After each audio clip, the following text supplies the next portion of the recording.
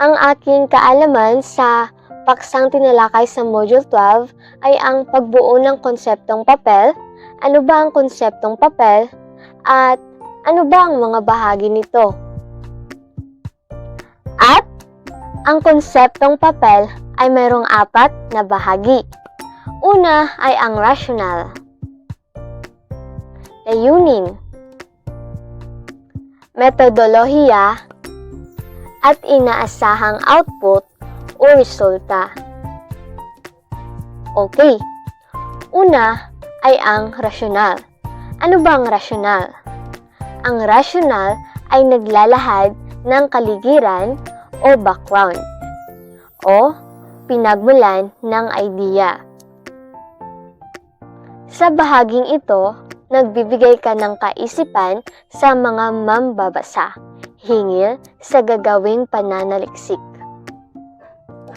Ang mga katanungan na maaaring sagutin sa bahaging ito ay tulad ng: ano ba ang tungkol sa pag-aaral? Bakit mahalaga ito? At bakit kailangan natin itong pag-aralan? Kumbaga, sa bahaging ito, makikita natin ang dahilan ng pagpili ng mga paksa. At dapat tandaan natin na ang rasyonal ay ang unang bahagi ng papel. Ang ikalawang bahagi ng konseptong papel ay ang layunin. Ano ang inaasahang mata mo?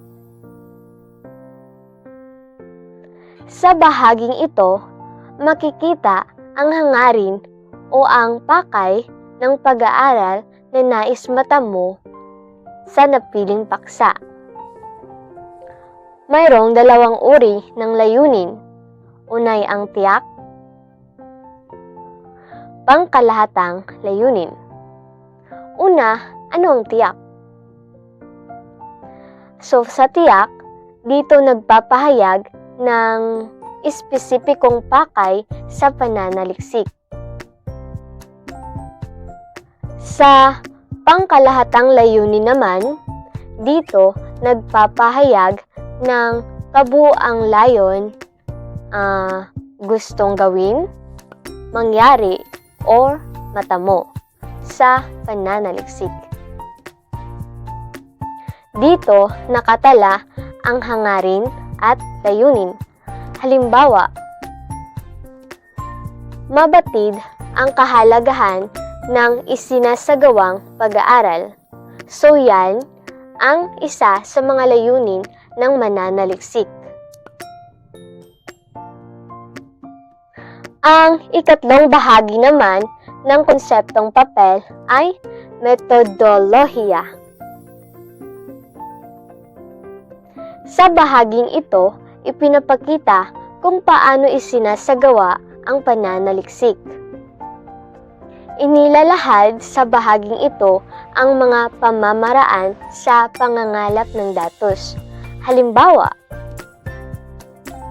ang pag-aaral na ito ay ginagamitan ng paraang nagpaglalarawan ng pananaliksik. Okay, sa ika-4 na tayo na bahagi ng konseptong papel. Ang ika-4 ay ang inaasahang output or bunga. Inilalahad sa bahaging ito ang mga inaasahang resulta ng pananaliksik. Sa bahaging ito, makakabuo tayo ng konklusyon, direktang hakbang, at makapagbibigay ng pangunahing mga katanungan at masagot ang mga katanungan. Okay, nalaman ko ang mga 4 na bahagi ng konseptong papel at kung ano ito, at natutunan ko kung ano ang konseptong papel. Yun lamang po. Maraming salamat!